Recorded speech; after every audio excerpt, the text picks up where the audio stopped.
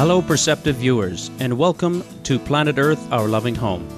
Thus far, in 2010, several powerful earthquakes have struck the Earth, with January's 7.3 magnitude quake in Haiti and February's 8.8 magnitude trembler in southern Chile, causing the most destruction as they were centered in highly populated areas.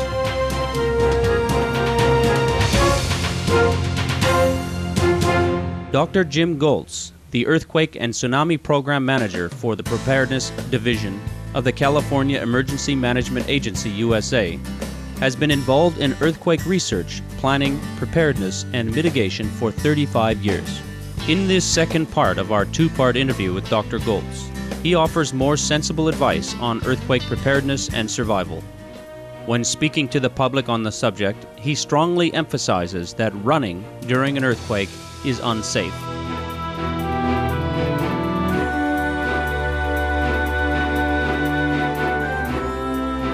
Sometimes people feel that it's best to get away from whatever hazards there might be, but generally there have been studies done of what people did in earthquakes, and most people either take cover, move away from hazards, or remain in place.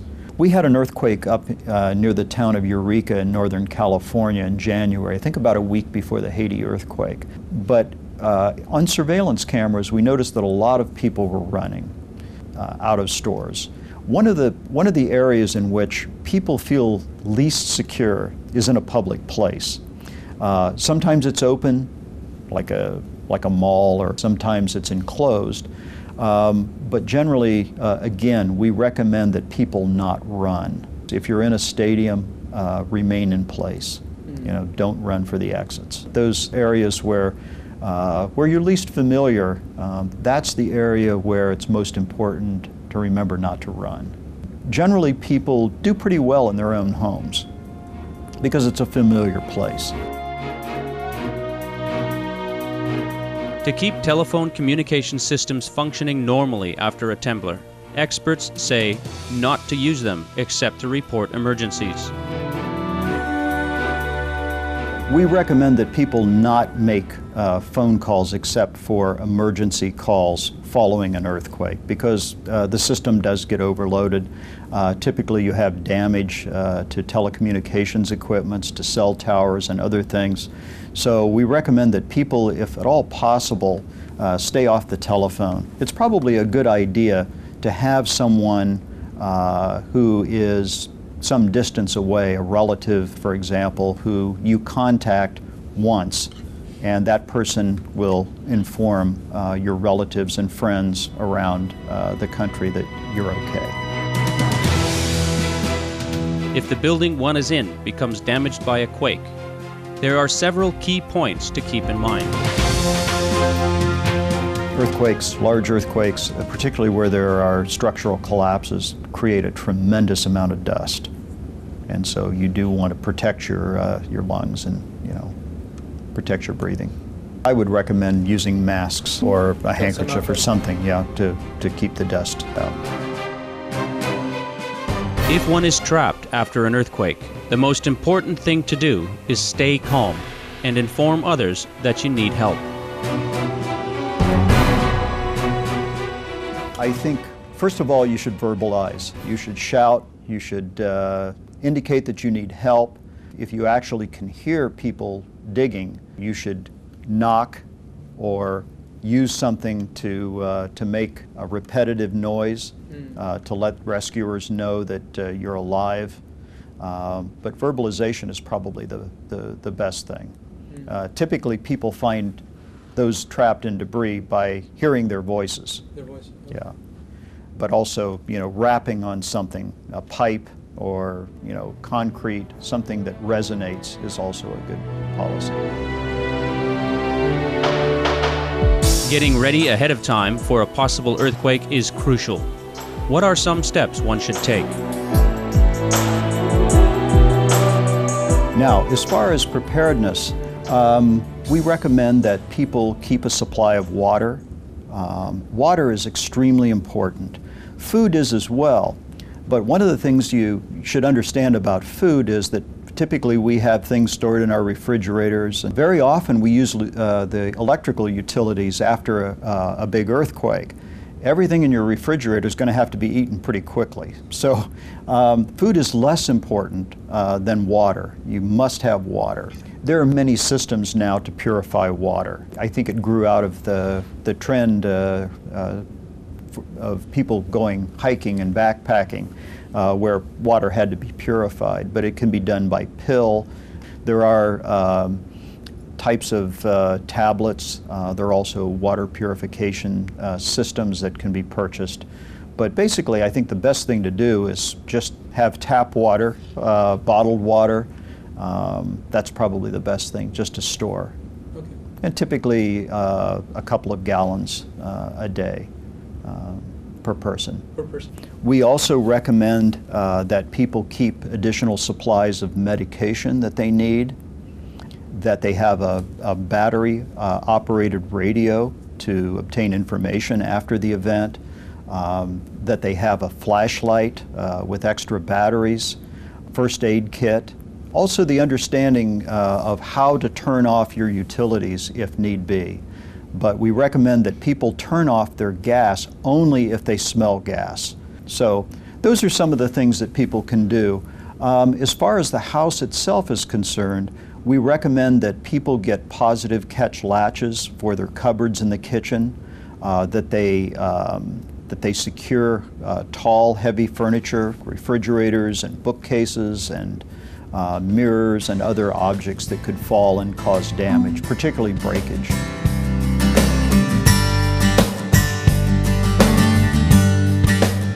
When we return, Dr. Goltz will discuss some internet-based tools that aid emergency responders in assessing how many people may possibly need help in an area after a seismic event.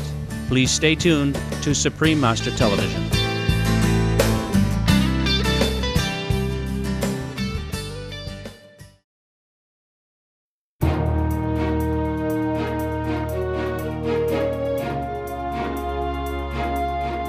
Welcome back to Planet Earth, Our Loving Home here on Supreme Master Television, and our program on earthquake safety featuring Dr. Jim Goltz, Earthquake and Tsunami Program Manager for the Preparedness Division of the California Emergency Management Agency, USA.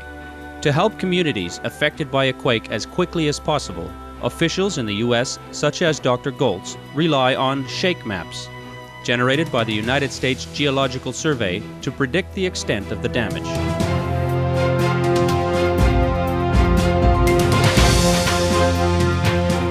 These are some of the technologies and tools that we have available to us as emergency managers that really give us advanced, very rapid, almost real-time information about what's happened. And it allows us to mobilize more quickly. It allows us to mobilize in a most intelligent way, knowing that an earthquake with this kind of shaking, this close to a population center, is really going to be a full mobilization of resources. Shake map has really been one of our most important technologies probably over the last 20 years in terms of emergency response.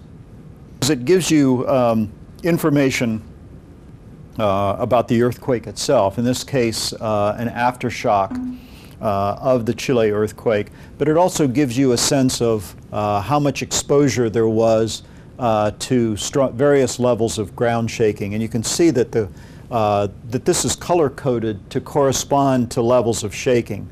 Up to about level 6, there's really not too much danger. But when we get to intensity 7, 8, 9, 10, you're getting into zones where clearly there's a danger to people. This particular aftershock, it was a 5.7. So you can see that there's no population exposure to severe shaking. Some exposure, about 5,000 people to very strong shaking. But when we had the magnitude 7 in Haiti, the magnitude 8.8 in Chile, you had very large segments of population exposed to these levels of shaking. Dr. Goltz now gives a brief demonstration of pager. or Prompt Assessment of Global Earthquakes for Response, another internet-based tool used by the United States Geological Survey to estimate the number of people affected by a quake.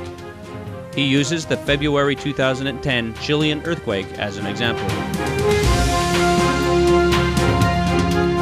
The largest earthquake ever recorded by modern instruments was in Chile in May of 1960, a 9.5.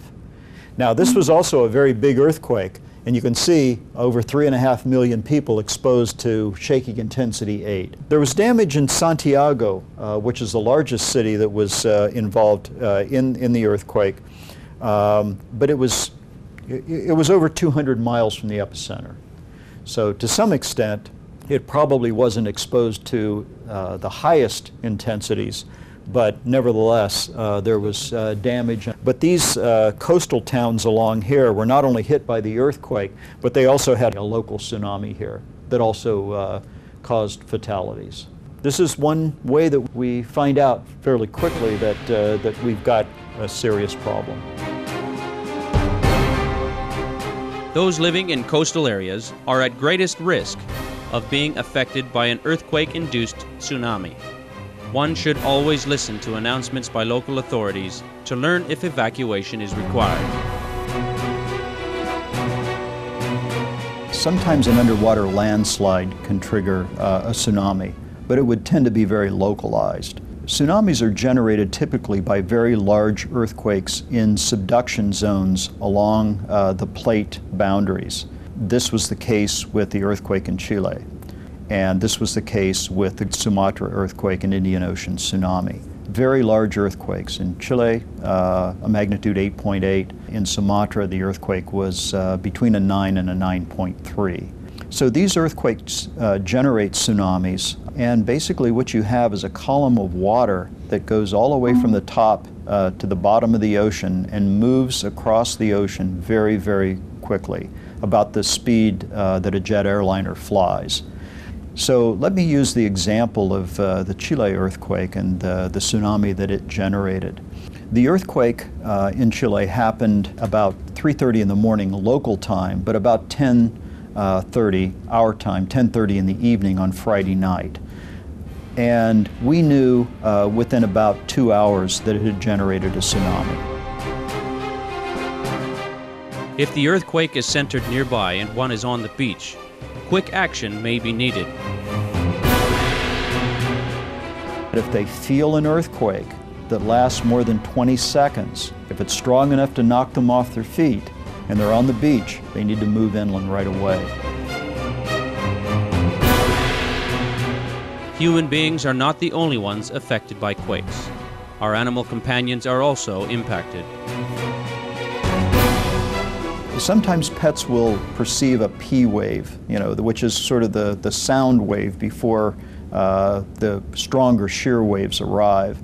Sometimes it's hard to find your pets after an earthquake, but there are facilities that will take pets if you have to evacuate your home, and the shelter where you go, or the friend's house, or the relative's house, neighbor's house can't accommodate your pet. There are places that will take pets of various kinds, including large animals like horses and other large animals. We sincerely thank Dr. Jim Goltz for his sound advice on what to do in case of an earthquake or tsunami, and for showing us some of the tools that emergency responders rely on to aid victims. May we all make earthquake preparedness a priority to ensure the safety of ourselves and others. For more details on earthquake preparedness, please visit California Emergency Management Agency at cms.calema.ca.gov. Southern California Earthquake Center at www.dropcoverholdon.org. For access to pager, shake maps, and continually updated details on earthquakes around the world, please visit United States Geological Survey's Earthquake Hazards Program at earthquake.usgs.gov. Thank you for your kind company on today's edition of Planet Earth, Our Loving Home. Up next is enlightening entertainment after noteworthy news. May we all soon adopt compassionate lifestyles so that our Earth becomes more stable and calm.